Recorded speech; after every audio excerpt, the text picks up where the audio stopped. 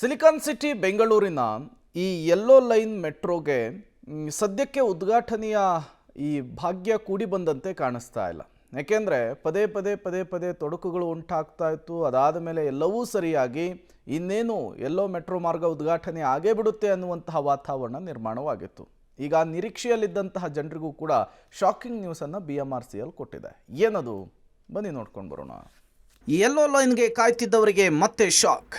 ಮತ್ತೆ ಹಳದಿ ಮೆಟ್ರೋ ಮಾರ್ಗ ಉದ್ಘಾಟನೆ ಮುಂದಕ್ಕೆ. ಸಿಗ್ನಲಿಂಗ್ನಲ್ಲಿ ಸಮಸ್ಯೆ ಸರಿಪಡಿಸಲು ಸಮಯ ಬೇಕು. ನಗರದ ಬಹುನಿರೀಕ್ಷಿತ ಯೆಲ್ಲೋ ಮಾರ್ಗ ಮೆಟ್ರೋ ಉದ್ಘಾಟನೆ ಯಾವಾಗ ಅನ್ನುವಂತಹ ಪ್ರಶ್ನೆಗೆ ಪ್ರತಿ ಬಾರಿಯೂ ಕೂಡ ಉತ್ತರ ದೂರ ಸರಿಯುತ್ತಲೇ ಇದೆ. ಇನ್ನೇನು ಎಲ್ಲ ಸರಿ ಆಯ್ತು, ಇದೇ ಜೂನ್ಗೆ ಮಾರ್ಗ ಓಪನ್ ಆಗುತ್ತೆ, ಸಂಚಾರ ಮಾಡಬಹುದು ಅನ್ನುವ ನಿರೀಕ್ಷೆಯಲ್ಲಿದ್ದ ಈ ಭಾಗದ ಜನರಿಗೆ ಈಗ ಮತ್ತೆ ನಿರಾಸೆಯಾಗಿದೆ. ಕಾರಣ ಮಾರ್ಗ ಸದ್ಯಕ್ಕೆ ಓಪನ್ ಆಗಲ್ಲ ಅನ್ನೋದು. ಇದನ್ನ ನಾವು ಹೇಳ್ತಿಲ್ಲ, ಖುದ್ದು BMRCL ಸ್ಪಷ್ಟಪಡಿಸಿದೆ. ಅನೇಕ ವಿಳಂಬಗಳ ಬಳಿಕ ಮೆಟ್ರೋ ಹಳದಿ ಮಾರ್ಗವನ್ನ ಬೆಂಗಳೂರು ಮೆಟ್ರೋ ರೈಲು ನಿಗಮ ಲೋಕಾರ್ಪಣೆ ಮಾಡಲು ತಯಾರಿ ನಡೆಸಿತ್ತು.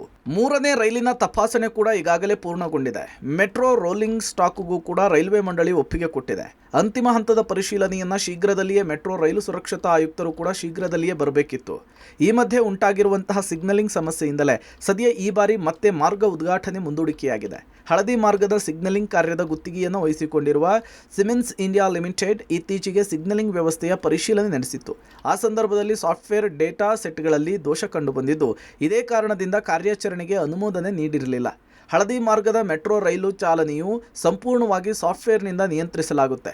ಸಣ್ಣ ದೋಷ ಇದ್ರೂ ಕೂಡ ವ್ಯವಸ್ಥೆಯ ಸುರಕ್ಷತೆಗೆ ಧಕ್ಕೆ ಆಗುತ್ತೆ. ಇದೇ ಕಾರಣಕ್ಕೆ ಸದ್ಯ ಮಾರ್ಗ ಉದ್ಘಾಟನೆ ವಿಳಂಬವಾಗ್ತಿದೆ. ಇವಾಗ ಸಿಗ್ನಲಿಂಗ್ ಎಲ್ಲ ಟೆಸ್ಟ್ ಮಾಡಿದ್ದಾರೆ.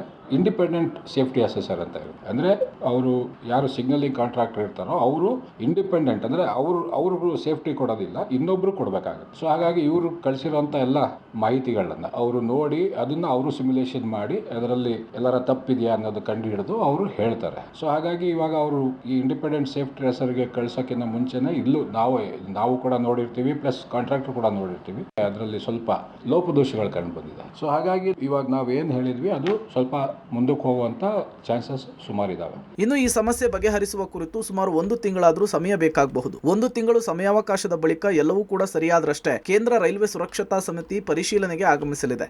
ಸಮಿತಿ ಬಂದು ಪರಿಶೀಲನೆ ಎಲ್ಲವನ್ನೂ ಕೂಡ ಓಕೆ ಮಾಡಿ ಮಾರ್ಗ ಉದ್ಘಾಟನೆಗೆ ಸುಮಾರು 2 ತಿಂಗಳು ಅವಕಾಶ ಬೇಕಾಗಬಹುದಾಗಿದೆ. ಹಾಗಾಗಿ ಜುಲೈ ಅಂತ್ಯದ ವೇಳೆ ಮಾರ್ಗ ಮುಕ್ತವಾಗುವ ಸಾಧ್ಯತೆ ಇದೆ. Raghu Mariswamy, metro bureau, public TV, Bengaluru.